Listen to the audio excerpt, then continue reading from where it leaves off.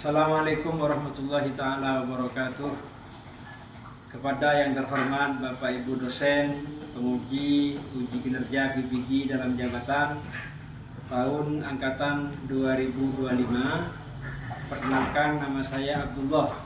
Saya pengajar di MA Mambaul Ulum Bata-Bata mata pelajaran fikih, sekaligus mahasiswa PPG Transformasi batch 1 tahun 2025, mahasiswa di YIN atau Institut Agama Islam Negeri Ambon.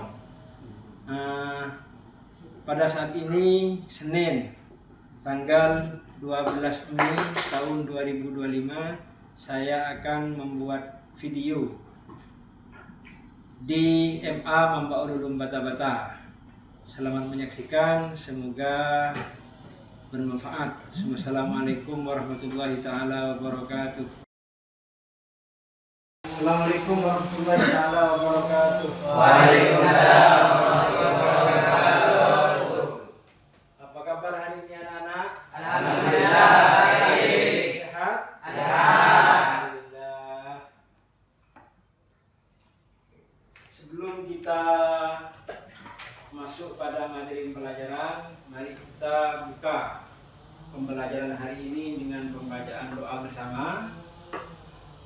Untuk memimpin, saya mohon kepada Saudara Ferdiansah untuk memimpin doa pada saat ini.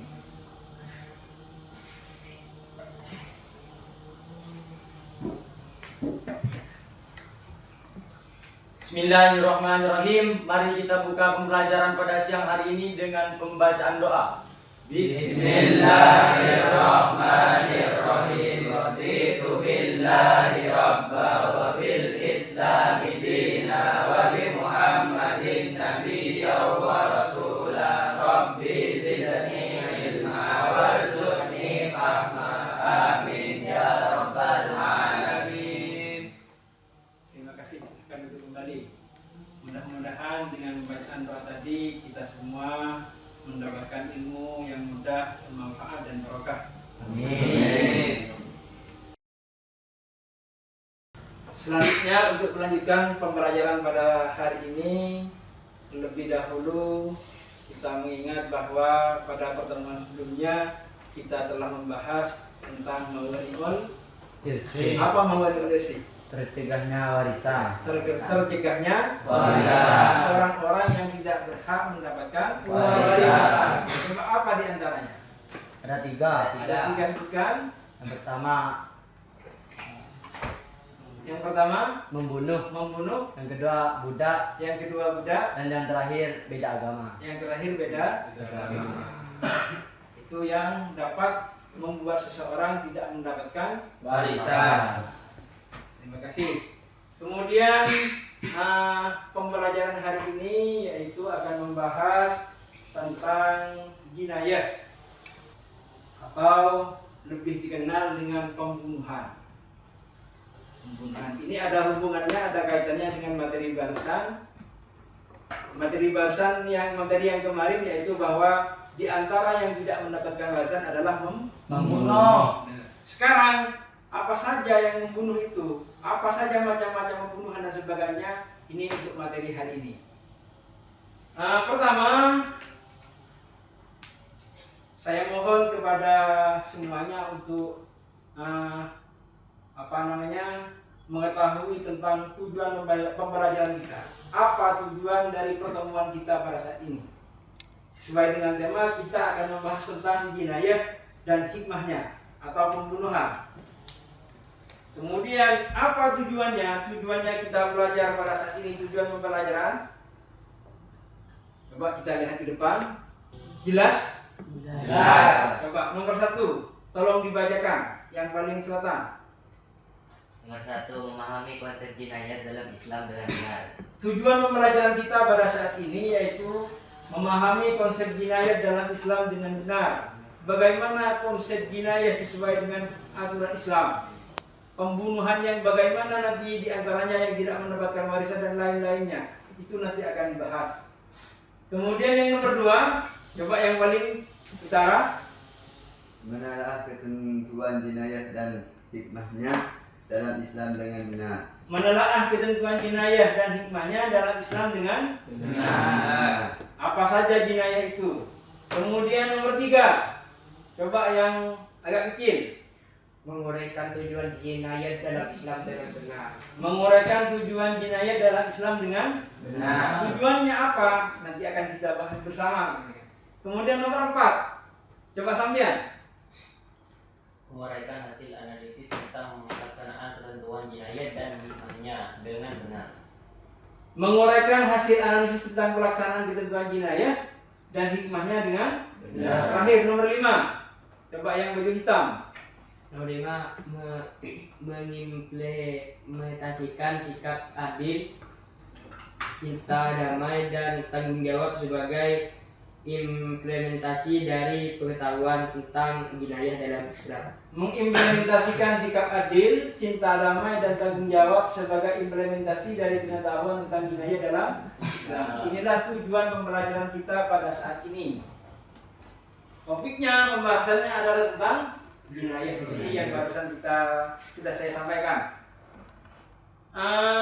Coba barangkali ada yang tahu apa jinayah itu? Pembunuhan. Jinayah identik dengan pembunuhan. Padahal tidak hanya itu yang dibahas dalam jinayah. Cuman biasanya ketika membahas tentang jinayah, maka yang muncul dalam pikiran kita adalah Pembunuhan. sesuai dengan tema kita pada saat ini, pembunuhan. Untuk lebih singkatnya, silahkan kepada semua siswa menyimak video pendek ini nanti. Kemudian hasil simakan kalian nanti bisa ditulis dalam buku kalian kira-kira apa yang Anda simak dari video ini, dan nantinya kita bisa bahas bersama dan diskusikan bersama. Silahkan simak dengan baik ya. Assalamualaikum warahmatullahi wabarakatuh. Halo teman-teman, kita ketemu lagi nih di pembahasan materi fikih. Kali ini kita akan membahas materi kelas 11 Madrasah Aliyah Sudrajat semester 1 tentang jinayah dan hikmahnya. Yang pertama mengenai pembunuhan. Secara bahasa, pembunuhan adalah menghilangkan nyawa seseorang. Sedangkan secara istilah, pembunuhan adalah perbuatan manusia yang mengakibatkan hilangnya nyawa seseorang, baik dengan sengaja ataupun tidak sengaja, baik dengan alat yang mematikan ataupun dengan alat yang tidak mematikan. Macam-macam pembunuhan. Ada 3 macam-macam pembunuhan. Yang pertama, pembunuhan sengaja atau al-qatlu al-amdi, yaitu pembunuhan yang telah direncanakan dengan menggunakan alat yang mematikan, baik yang melukai atau memberatkan. Yang kedua, ada pembunuhan seperti sengaja, qatlu syubhul al-amdi, yaitu menghilangkan nyawa seseorang tanpa ada niat membunuh dan menggunakan alat yang biasanya tidak mematikan atau tidak lazim dipakai membunuh, namun menyebabkan hilangnya nyawa seseorang. Dan yang ketiga, ada pembunuhan karena kesalahan atau qatlu al-khata', yaitu perbuatan seseorang tanpa bermaksud melakukan kejahatan namun karena salah sasaran menyebabkan kematian seseorang, seperti seseorang yang berburu rusa namun mengenai orang lain hingga berakibat kematian. Selanjutnya, dasar hukum dari pembunuhan ini salah satunya terdapat di dalam Quran Surat Al-Isra ayat 33. Hukuman bagi pelaku pembunuhan.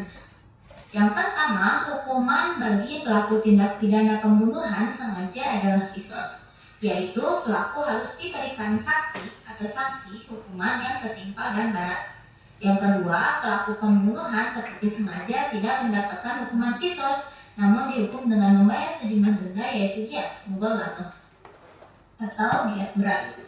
Yang ketiga, hukuman bagi pembunuhan karena kesalahan adalah membayar sejumlah denda, yaitu diat mukhaffafah atau diat ringan yang diambilkan dari harta keluarga pembunuh dan dapat dibayarkan secara bertahap selama 3 tahun kepada keluarga korban, setiap tahunnya sepertiga.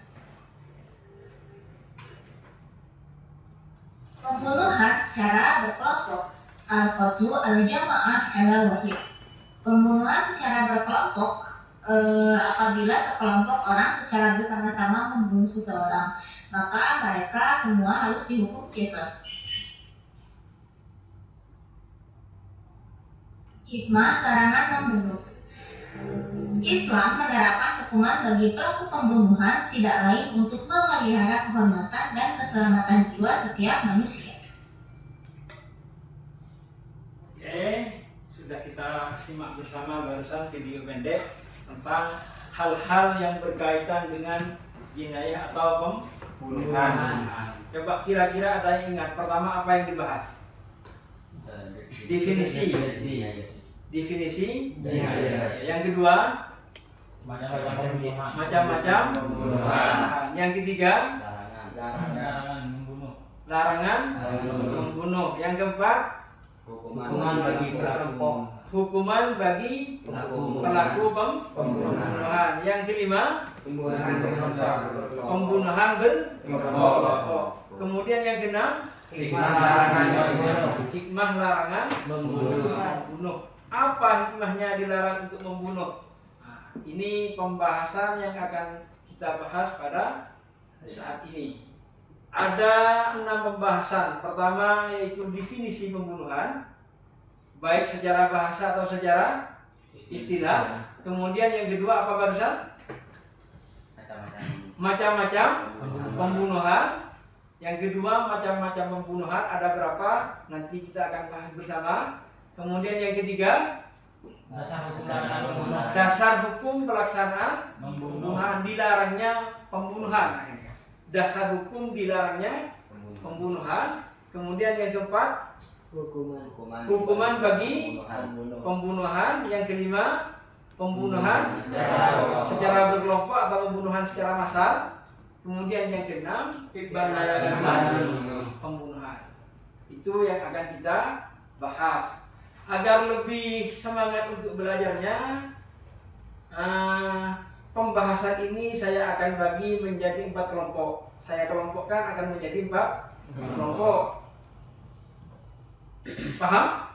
Ya. Untuk menjadi 4 kelompok. Pertama, untuk definisi tidak usah dibahas karena itu sudah jelas.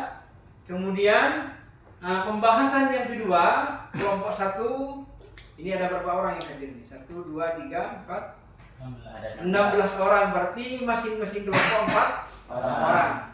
Untuk lebih singkat biar tidak usah diacak, silahkan masing-masing bangku ya. Satu kelompok 1, kelompok 2, kemudian kelompok 3, kelompok 4. 1, 2, 3, 4. Untuk kelompok 1 ya. Untuk kelompok 1 silahkan membahas macam-macam pembunuhan. Kelompok 1 membahas macam-macam pembunuhan. Kemudian untuk kelompok 2 membahas tentang dasar pembunuhan sekaligus hukuman bagi pelaku pembunuhan. Berarti kelompok 2 ada 2 pembahasan. 1, dasar hukum pembunuhan. Kedua, hukuman bagi pelaku pembunuhan. Kemudian untuk kelompok 3 pembunuhan secara massal. Pembunuhan secara massal. Dan untuk kelompok 4 hikmah dilarangnya pembunuhan.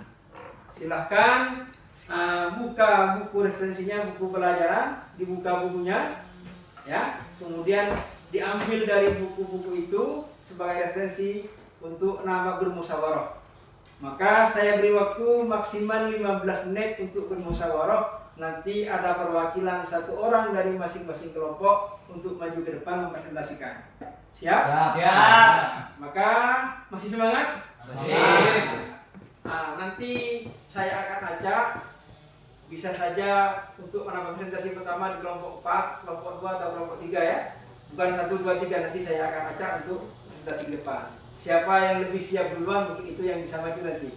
Waktunya dari saat ini 15 menit. Silahkan buka bukunya sebagai referensi. Alhamdulillah sudah selesai musyawarahnya. Sudah selesai. Waktunya sudah nyampe 15 menit. Saatnya sekarang untuk mempresentasikan. Saya acak saja ya. siap untuk berstatistikkan? 3. Kelompok 3? Ya.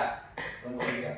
Kelompok 4 atau kelompok 3? Kelompok 4. Kelompok 4. Silahkan kelompok 4. Barusan kelompok 4 mendiskusikan tentang hikmah dilarangnya pembunuhan. Dipersilahkan. Siapa yang akan maju? Perkenalkan nama. Assalamualaikum warahmatullahi wabarakatuh. Waalaikumsalam warahmatullahi wabarakatuh. Sebelumnya perkenalkan, nama saya Muhammad Abrori. Saya mewakili dari kelompok 4 yang akan menjelaskan tentang hikmah larangan membunuh.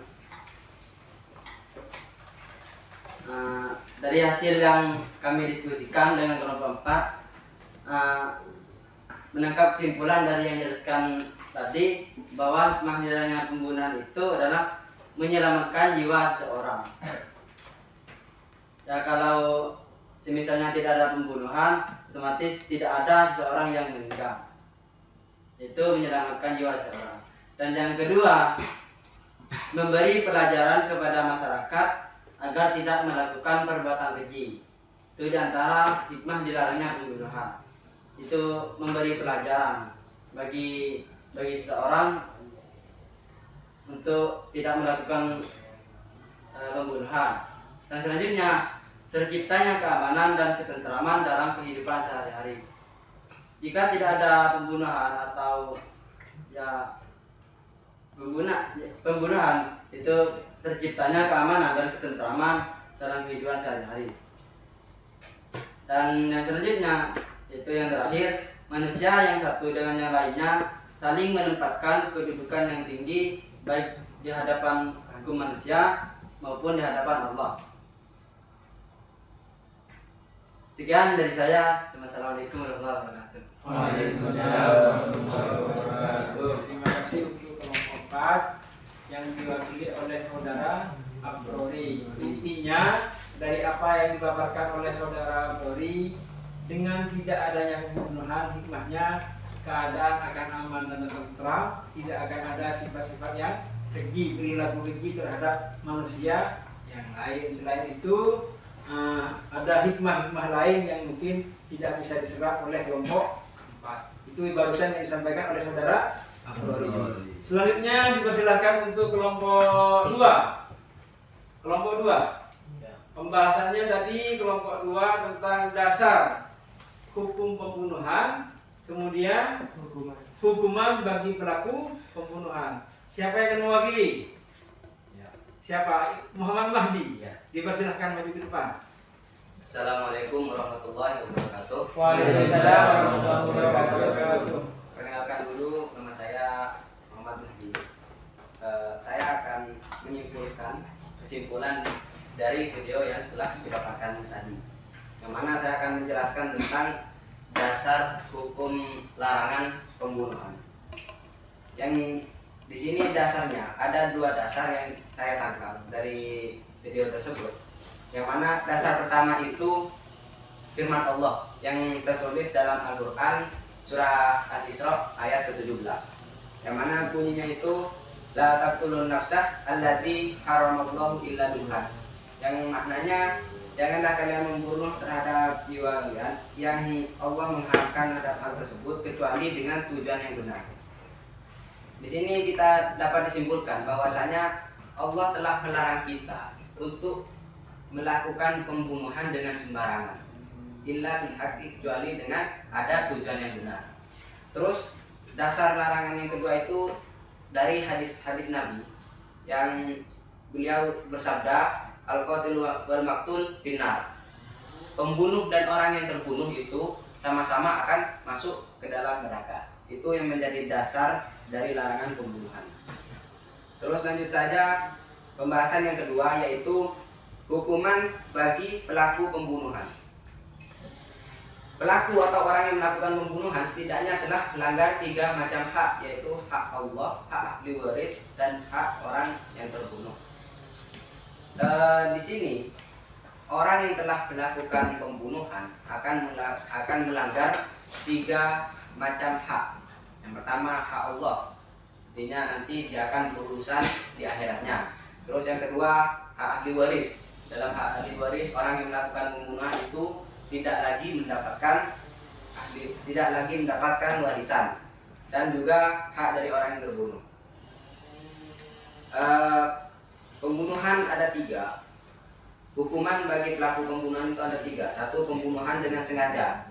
Hukuman bagi pelaku pembunuhan dengan unsur sengaja adalah kisos, yaitu pelaku harus dibunuh. Yang pertama, hukuman bagi pelaku pembunuhan yang disengaja yaitu adalah hukum kisos. Yang mana hukum kisos ini adalah hukum yang serata dengan apa yang dilakukan. Misalnya di sini yaitu pelaku harus dibunuh. Karena pembunuh tersebut sudah membunuh korban, maka sang pembunuh itu harus juga dibunuh. Hukuman yang simpel. Akan tetapi, ketika keluarga korban memaafkan terhadap pelaku pembunuhan tersebut, maka hukum kisos itu hilang, nanti diganti dengan yang namanya diyat mughalladah, diyat yang diberatkan. Tadi kan bahwasanya orang yang membunuh harus dibunuh, yaitu dengan kisos. Tapi kalau sang keluarga dari korban memaafkan terhadap kelakuan dari pembunuh, itu kisos tidak ada, maka diyat mughalladah berlangsung. Terus yang kedua, pembunuhan tidak sengaja. Pelaku pembunuhan tidak sengaja tidak dikisos, ia dihukum dengan membayar diyat mughalladah. Di sini pelaku pembunuhan yang kedua, kisosnya itu tidak berlaku pada pembunuhan yang tidak sengaja. Akan tetapi yang berlaku cuma satu hukuman, yang mana hukumannya itu adalah diyat mughalladah gitu. Langsung yang ketiga, pembunuhan karena lalai. Hukum bagi pembunuhan karena lalai adalah membayar diyat mukhafaf yang diambil dari harta pembunuh dan dapat dibayar secara bertahap. Pada pembunuhan kelalaian di sini, hukum yang berlangsung bukan kisos lagi dan bukan diyat mughalladah lagi. 2 hukum tersebut sudah hilang, akan tetapi ada satu hukum, yaitu hukum diyat mukhafaf. Orang yang melakukan pembunuhan karena lalai itu dikenakan dengan diyat mukhafaf. Itu yang bisa saya tangkap dari penjelasan video tersebut. Mungkin cuma itu yang dari saya. Lebihnya maaf. Wassalamualaikum warahmatullahi wabarakatuh. Waalaikumsalam warahmatullahi wabarakatuh. Terima kasih kepada saudara Muhammad Mahdi, perwakilan dari kelompok 2 yang telah memaparkan tentang dasar hukum larangan membunuh. Ya. Dasar hukum larangan membunuh yaitu ada 2. Ada firman Allah dalam surat Al-Isra ayat 33. Kemudian yang kedua ada hadis Nabi yang berbunyi al-qatil wal maqtul fitnah. Barusan sudah dibacakan oleh saudara Muhammad Mahdi. Kemudian hukuman bagi pelaku pembunuhan yaitu tergantung si pembunuh. Jika membunuh dengan sengaja atau disebut dengan qatlun amdi, pembunuhan dengan secara sengaja, maka ada 2. Pertama kisos, jika membunuh maka harus dibunuh juga. Kemudian jika ada negosiasi dengan keluarga, kemudian dari pihak keluarga korban memaafkan, maka si pembunuh harus membayar diyat mughalladah. Itu yang pertama. Kemudian yang kedua, pembunuhan secara tidak sengaja atau menyerupai sengaja atau disebut sibhul amdi. Sibhul amdi ini maka hukumannya bukan dikisos tapi harus membayar diyat mughalladah. Kemudian yang terakhir yaitu pembunuhan dengan lalai. Maka hukumannya bagi pembunuh yang secara lalai tersebut dengan membayar diyat mukhafaf. Itu barusan disampaikan oleh saudara Muhammad Mahdi. Bisa ditangkap dengan yang lain? Bisa. Alhamdulillah. Sekarang kita tinggal 2 kelompok, kelompok 1 dan kelompok 3. Saya mulai dari kelompok 3. Dipersilahkan maju ke depan. Perwakilan dari kelompok 3. Siapa namanya? Muhammad Afifur Rahman. Dipersilahkan maju ke depan. Assalamualaikum. Nama saya Afifur Rahman dari kelompok 3. Saya akan menyimpulkan tentang pembunuhan secara kelompok. Pembunuhan secara kelompok adalah sekelompok orang secara bersama-sama membunuh seseorang, maka mereka harus dikisos.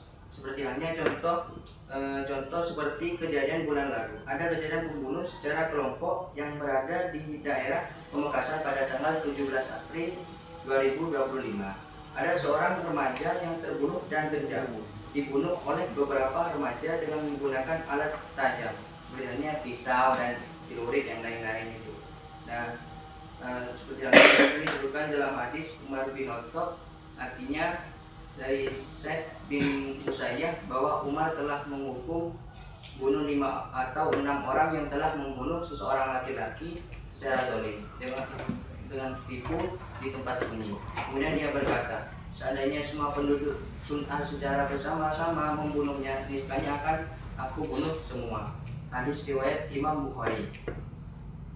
Mungkin ini saja yang saya sampaikan, kurang lebihnya saya minta maaf. Wassalamualaikum warahmatullahi wabarakatuh. Waalaikumsalam warahmatullahi wabarakatuh. Kembali Saudara Muhammad Afif Rohman barusan menyampaikan bahwa pembunuhan secara berjamaah atau dikenal saat ini pembunuhan secara massal. Ada satu orang kemudian yang membunuh lebih dari satu orang, bisa saja orang banyak. Itu disebut dengan pembunuhan secara kelompok atau secara berjamaah atau secara massal. Maka hukuman bagi pembunuh secara massal semuanya harus dikisos. Jika yang membunuh 50 orang, maka semuanya harus dikisos sesuai dengan landasan barusan hadis tentang yang diriwayatkan oleh Imam Bukhari bahwa pernah Sayyidina Umar kalau tidak salah pernah sekaligus mengkisos 5 orang, 5 atau 6 orang. Kemudian beliau berkata, seandainya penduduk Sun'an ini membunuh satu orang secara massal, maka semuanya akan saya kisos. Intinya seperti itu makanya. Nah, terima kasih. Tinggal satu kelompok, yaitu kelompok 1 yang akan membahas tentang macam-macam pembunuhan. Macam-macam pembunuhan. Dipersilahkan perwakilan dari kelompok 1, siapa yang akan maju? Ya, Pak. Saya. Siapa namanya? Ferdiansyah. Dipersilahkan maju ke depan.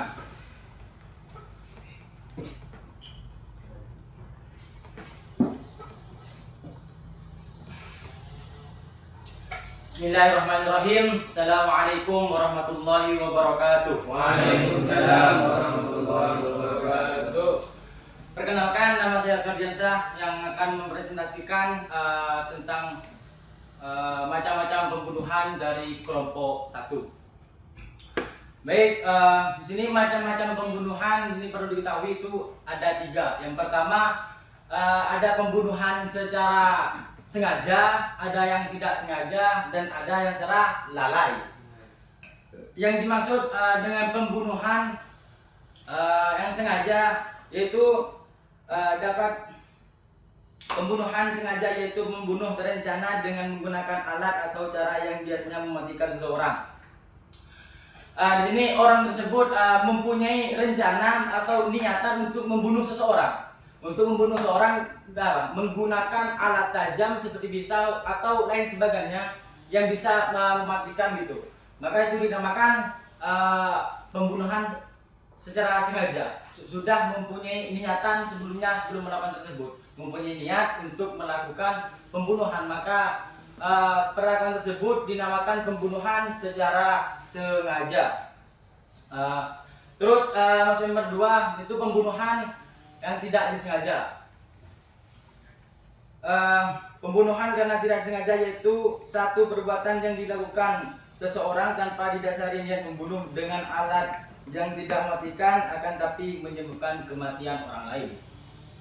Di sini yang nomor 2 adalah pembunuhan yang tidak disengaja, baik menggunakan alat tajam ataupun menggunakan alat yang tidak membahayakan itu, akan tapi bisa menyebabkan hilangnya nyawa seseorang.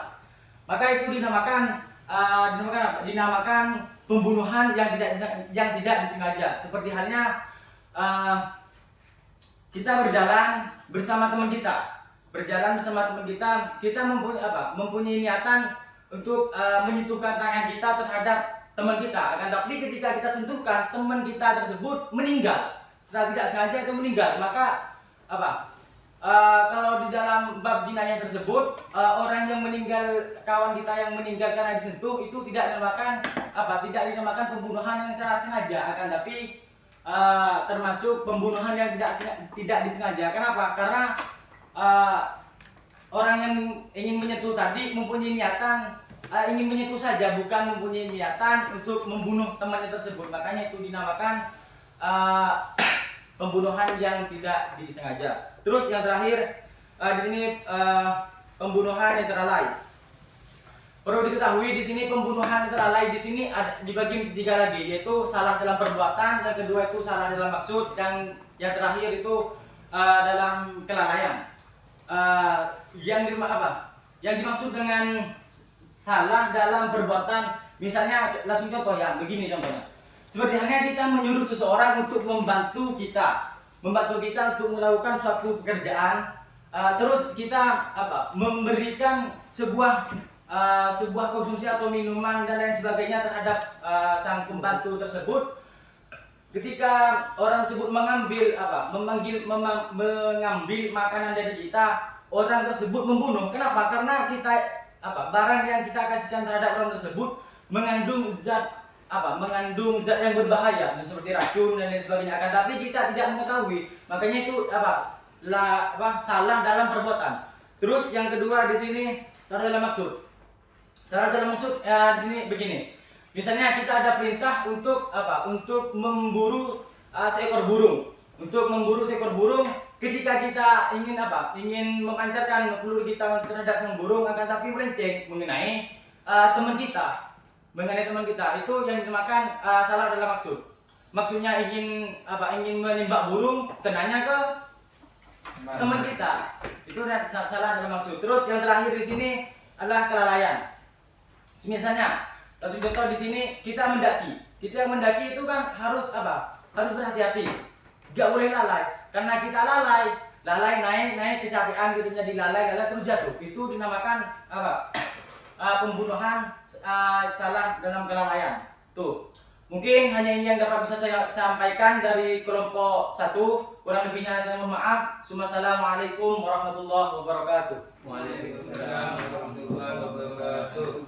Terima kasih kepada saudara Ferdiansah yang telah menyampaikan hasil diskusinya barusan tentang macam-macam pembunuhan. Pembunuhan intinya ada 3. 1, qatlul amdi, pembunuhan secara sengaja. Kemudian yang kedua, qatlul sibhul amdi, pembunuhan tidak sengaja atau keliru gitu. Kemudian yang ketiga, qatlul khata. Yang ketiga, qatlul khata, pembunuhan secara keliru. Pembunuhan secara keliru. Barusan yang kedua, qatlul sibhul amdi, seperti sengaja, menyerupai sengaja, seperti sengaja.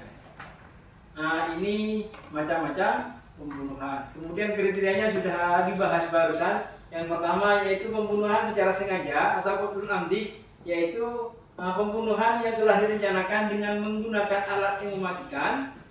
Alat yang mematikan dengan cara melukai atau memberatkan. Misal contohnya ada orang ditimbun dengan pasir, atau ada orang ditimbun dengan batu.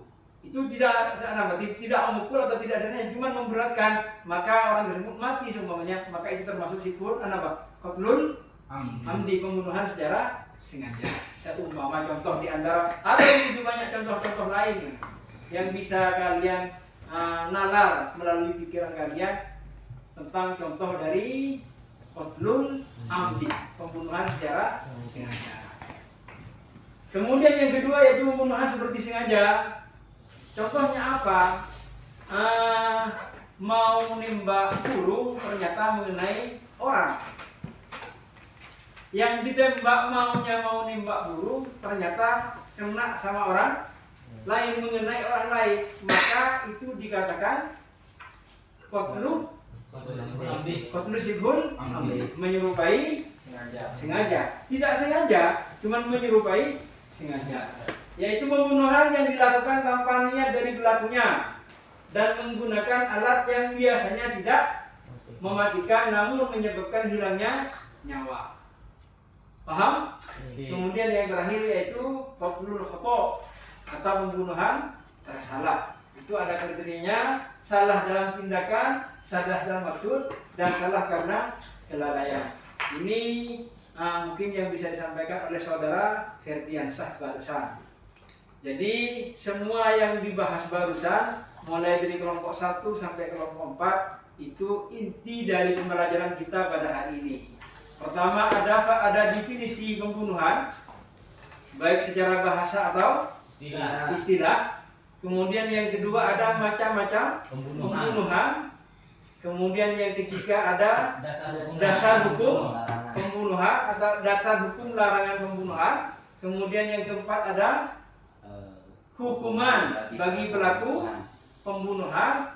Kemudian yang kelima ada pembunuhan secara massal, secara kelompok berjemaah. Yang terakhir hikmah dari dilarangnya pembunuhan. Itu yang harus kalian pahami pada saat ini. Kira-kira paham semua? Paham. Alhamdulillah. Mudah-mudahan apa yang sudah dibahas barusan menjadi ilmu yang manfaat dan barokah. Terakhir saya akan simpulkan tentang pembelajaran pada hari ini yang berkaitan dengan jinayah atau al-qatl, pembunuhan.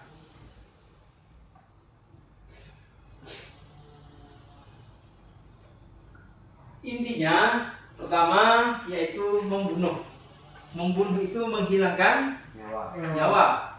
Menghilangkan nyawa baik sengaja atau tidak sengaja. Kemudian yang kedua, pembunuhan itu ada 3. 1,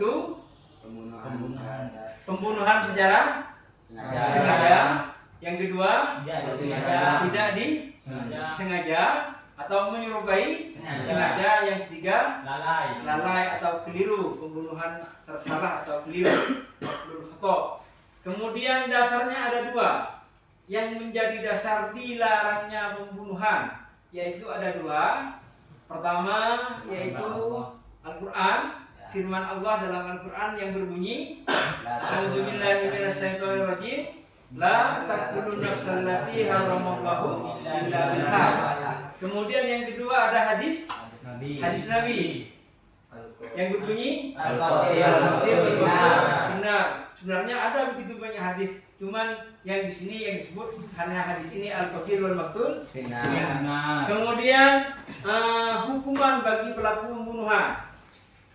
Jika pembunuhannya pembunuhan dengan cara sengaja, maka hukumannya pertama kisos. Jika pihak pembunuh bernegosiasi dengan pihak keluarga, kemudian pihak keluarga terbunuh memaafkan, maka orang tersebut tidak dikisos, cuman harus membayar diyat muwallaqah. Itu untuk qatlul amdi, pembunuhan secara sengaja. Berarti ada 2. Pertama kisos jika tidak ada negosiasi. Kemudian jika ada negosiasi dan memaafkan, pihak keluarga korban memaafkan, maka harus membayar diyat muwallaqah. Kemudian yang kedua ada qatlu sibrul amdi. Qatlu sibrul amdi, maka hukumannya adalah membayar diyat muwallaqah. Kemudian yang terakhir ada qatlul khata, pembunuhan dengan secara lalai atau keliru, maka hukumannya adalah membayar diyat muwallaqah. Kemudian pembunuhan secara massal, maka semuanya harus dibunuh, dikisos. Semuanya harus dikisos, walaupun berapapun jumlahnya harus dikisos. Terakhir yaitu hikmah dilarangnya pembunuhan seperti yang disampaikan. Intinya dengan tidak adanya pembunuhan maka keadaan akan tentram, damai, tidak akan ada sifat-sifat yang keji dari orang-orang ketika kita sudah aman dan tentram dan tidak melakukan pembunuhan. Sudah jelas? Sudah. Alhamdulillah. Mungkin pertemuan kita pada saat ini kita tutup dengan pembacaan kafaratul majlis. Setelah itu membaca doa nanti. Mari kita bersama-sama membaca doa kafaratul majlis. Subhanallah.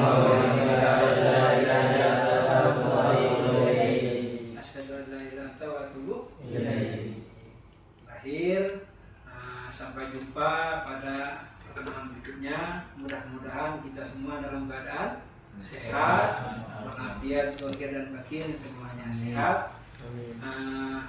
Untuk pertemuan berikutnya mungkin nanti ada tugas ya, tugas individu bisa dikerjakan di luar sana, terserah nanti kita bagikan. Yang paling akhir dari saya, jika ada kesalahan mohon maaf, dan mudah-mudahan sekali lagi pembelajaran hari ini menjadi pembelajaran yang bermakna, bisa dipahami dan bisa diaplikasikan dalam kehidupan sehari-hari. Dari saya, wassalamualaikum warahmatullahi taala wabarakatuh.